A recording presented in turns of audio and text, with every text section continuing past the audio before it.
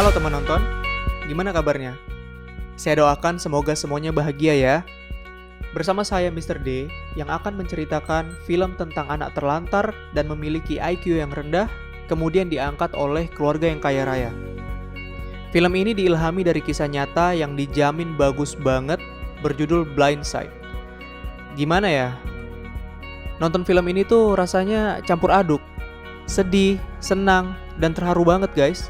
Oh ya, saya juga mau ngingetin, ini merupakan salah satu konten video yang mengandung spoiler. Jadi buat yang nggak suka spoiler, ya nggak apa-apa sih, boleh nonton juga, asal saya jangan dihujat ya guys. Baik, tanpa banyak basa-basi, langsung siapkan cemilan kalian, ambil posisi nyaman, dan selamat menonton. Oke, scene pertama menunjukkan video rekaman pertandingan American Football dan ada suara narator yang merupakan suara Lake Ann yang berperan sebagai seorang ibu di keluarga Tui. Dalam narasinya, kita bisa menilai bahwa Lake merupakan seorang pengamat olahraga American Football yang cukup expert.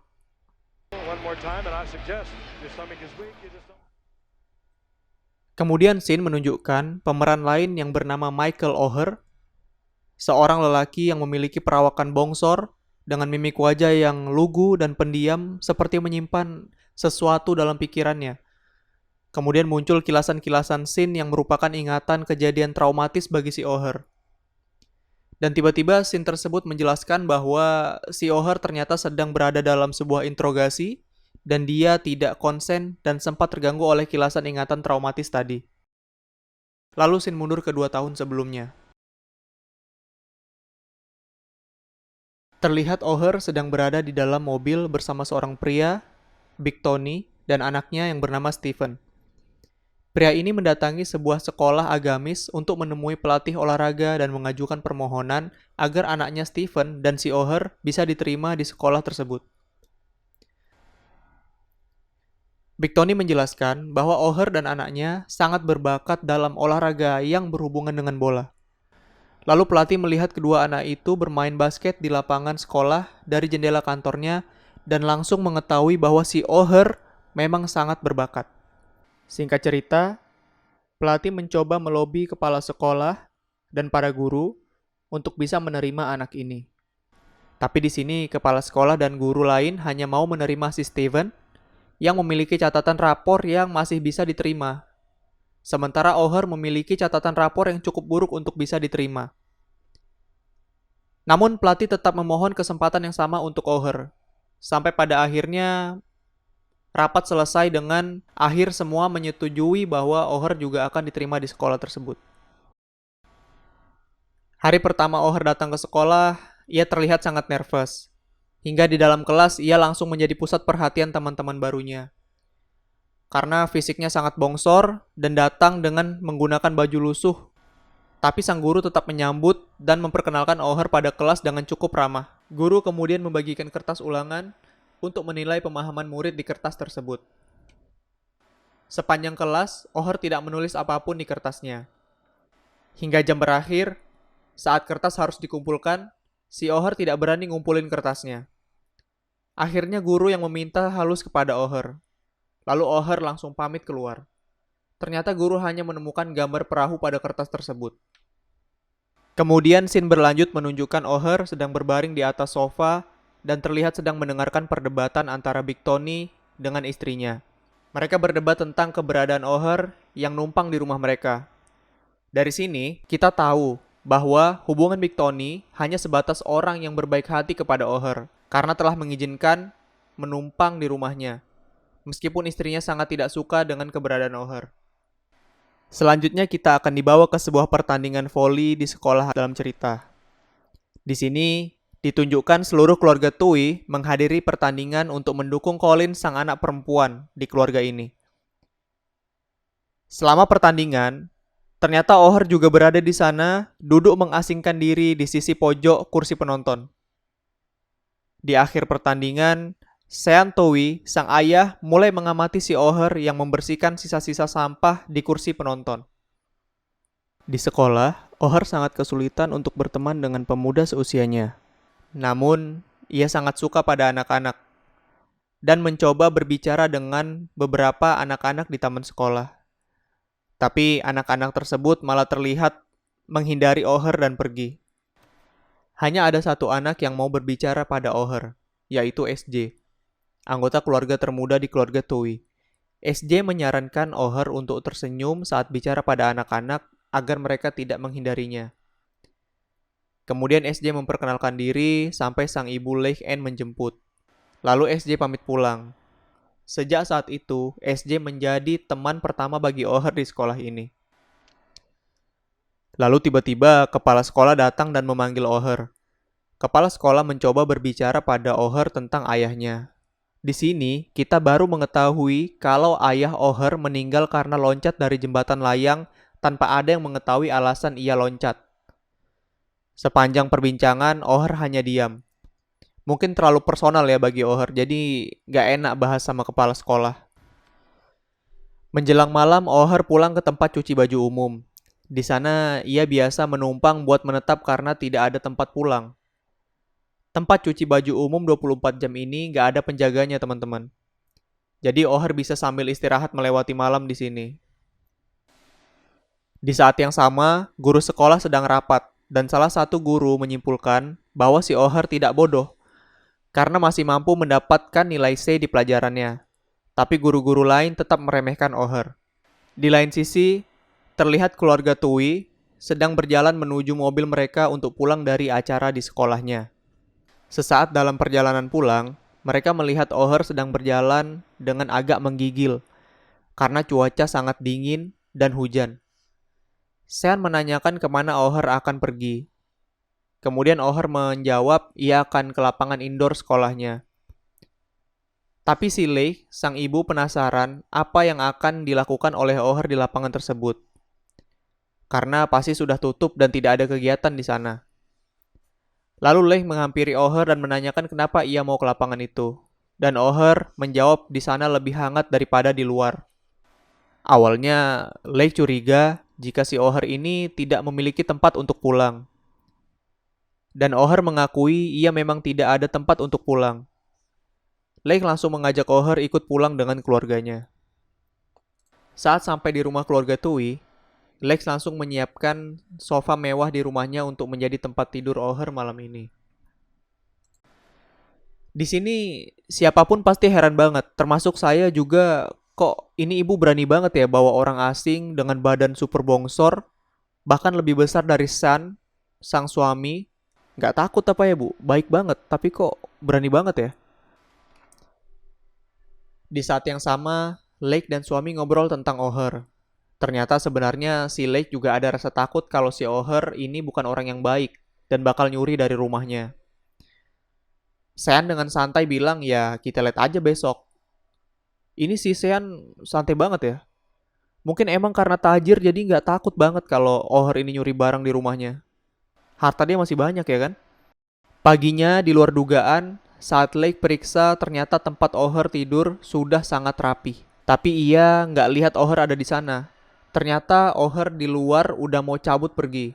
Akhirnya Leigh susul dan ajak Oher makan sama keluarganya. Setelah itu, Leigh mengajak Oher membeli pakaian baru karena pakaian Oher udah lusuh banget. Tapi Oher malah minta diantar ke rumahnya yang berada di kawasan komplek gangster buat ambil bajunya. Komplek ini dipenuhi preman. Beberapa melihat mobil mewah Leigh dan mikir siapa orang di kompleks ini yang punya mobil kece banget. Tapi mereka kaget, yang keluar dari mobil ternyata si Oher. Mereka kenal Oher. Lalu kepala preman bertanya, siapa ibu cantik di dalam mobil itu? Tapi Oher hanya menegur salah satu kawannya. Saat sampai di depan pintu rumahnya, ia melihat kalau rumahnya udah gak bisa dimasukin karena udah disita. Oher cuma bisa terduduk sedih, lalu kembali lagi ke mobil yang ditungguin sama Leigh. Kemudian mereka langsung menuju toko baju yang khusus menjual baju ukuran besar untuk Oher. Esok harinya, Leigh mengantar Oher dan SJ kembali ke sekolah. Oher terlihat happy sudah memakai pakaian baru yang dibelikan Leigh. Suatu malam, Leigh menanyakan pada Oher apa ia benar-benar mau untuk tinggal di rumahnya lebih lama sehingga Leigh bisa menyiapkan sebuah kamar sendiri untuk Oher di rumah ini. Oher menjawab, iya. dan Lake sangat terharu saat itu. Di hari berikutnya, Lake mampir ke sekolah dan menanyakan gimana perkembangan Oher. Dan ia mengetahui Oher banyak lemah di berbagai bidang, kecuali satu hal, yaitu insting melindungi. Ini akan berhubungan dengan alur cerita Oher. Kemudian kita dibawa melihat Lake sedang menunjukkan Oher kamar baru miliknya. Saat itu Oher bilang ia bahkan sebelumnya tidak punya kasur sendiri, tapi kini ia malah punya kamar dan isinya. Mendengar pernyataan Oher, Lake sangat sedih dan meninggalkan Oher menuju ruang kerjanya agar bisa leluasa mengekspresikan kesedihannya. Karakter Lake di sini itu emang nggak pernah mau kelihatan orang kalau dia tuh nangis atau sedih, teman-teman. Jadi ya gitu, asal mau nangis, dia pasti cabut dulu ke tempat sepi. Selanjutnya, guru-guru di sekolah seperti mengajarkan Oher secara khusus dan private. Karena guru mulai paham kalau Oher ini nggak bisa belajar dengan cara biasa. Dan mulai terlihat sedikit perkembangan pada nilai Oher. Suatu malam, keluarga Toei dan Oher sedang menuju sebuah restoran untuk merayakan atas diizinkannya Oher masuk ke dalam tim football sekolah. Di sini juga dijelaskan dari mana harta keluarga Toei berasal. Melalui pembicaraan SJ yang memberitahu bahwa ayahnya memiliki 85 cabang restoran cepat saji. Jadi ini ya teman-teman asal penghasilan utama keluarga Toei yang kaya raya tersebut. Wajar aja 85 cabang cuy. Sultan. Sepulang dari acara makan malam mereka, Lake dan Sean berbicara mempertimbangkan untuk mengangkat Oher sebagai anak mereka secara legal melalui hukum. Esok harinya, Lake sedang hangout arisan sama teman-temannya. Salah satu teman menanyakan apa nggak bahaya mengajak Oher di rumah sementara ia punya anak perempuan juga. Ini sedikit mengganggu pikiran Lake. Kemudian malamnya, Lake menanyakan kepada Colin bagaimana pendapatnya tentang Oher. Menurut Colin, teman-teman di sekolahnya suka gosipin Oher, dan Colin tidak begitu memperdulikan hal tersebut. Selanjutnya, Shin menunjukkan perpustakaan sekolah di mana ada Colin yang sedang belajar bersama teman-temannya. Tidak lama kemudian terlihat Oher juga datang ke perpustakaan tersebut dan duduk tidak jauh dari meja tempat Colin belajar. Di sini Colin memberanikan diri untuk duduk dengan Oher. Kita bisa lihat si Colin mulai mengakui Oher sebagai anggota keluarganya. Akhirnya hari yang dinantikan pun tiba. Oher mulai berlatih dalam tim sekolahnya. Namun hasilnya tidak terlalu bagus. Sampai akhirnya SJ membantu Oher latihan agar lebih baik dalam permainannya. By the way, SJ di sini dari awal memang kecil-kecil cabai rawit, guys. Suatu malam, Oher meminta tolong kepada Lake untuk membuatkannya SIM sebagai tanda pengenal. Karena Oher ini meskipun warga asli, dia tidak memiliki data yang jelas. Karena memang Oher merupakan anak terantar dan si Lake mengiyakan permintaan Oher. Suatu hari keluarga Toy dan Oher berkumpul rapat keluarga. Sean sebagai kepala keluarga di sini memberitahu Oher untuk mengangkatnya sebagai anak di rumah ini secara legal dan Oher setuju. Tidak lama setelah diangkat secara resmi sebagai anak, Oher dibelikan mobil baru sebagai kendaraannya. Ini paling gila sih. Emang keluarga Sultan mah bebas ya. Suatu hari, SJ dan Oher ingin meminta game baru kepada Lake. Kemudian Oher sendiri yang membawa mobil untuk membelinya. Ternyata di jalan, Oher malah menabrak mobil lain. Namun, secara refleks, Oher menahan SJ agar tidak menabrak dashboard mobil. Saat Lake mengetahui hal itu, ia langsung ke TKP dan melihat Oher panik. Kemudian melihat SJ sedang diperiksa dengan pakaian penuh darah. Yang ternyata adalah darah Oher. Lalu Lake menenangkan Oher bahwa kejadian ini bisa terjadi pada siapa saja. Kamu cuma lagi apes. Yang penting semua selamat. Ya, mobil ini emang gak ada harganya kali ya buat keluarga Toei. Tapi ya memang nyawa lebih berharga sih daripada mobil. Akhirnya kita diajak melihat pertandingan perdana tim Oher dengan tim luar. Selama pertandingan, lawan Oher selalu meremehkan Oher. Sengaja dibuat down. Hingga habis kesabaran Oher, ia main dengan serius dan mendorong lawannya sampai jatuh terlempar keluar lapangan. Saat kejadian, si SJ merekam semuanya. Tim Oher memenangkan pertandingan. Rekaman video O'Hare mendorong lawan hingga keluar lapangan menjadi viral. Cuma zaman itu viralnya via CD yang dikirim SJ ke perekrutan atlet American Football.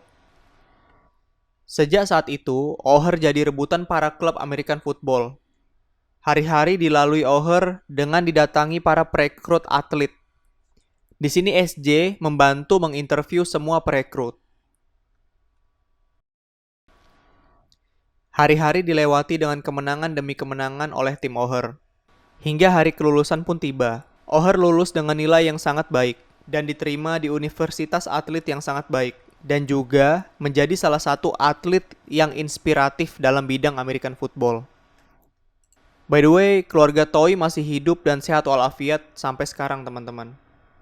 Dalam film ini, kita bisa belajar bahwa kebaikan bisa merubah nasib seseorang. Siapapun orang itu. Bahkan, seseorang yang dianggap bodoh dan tidak punya masa depan. Malah berakhir sebagai seorang atlet profesional yang sangat inspiratif.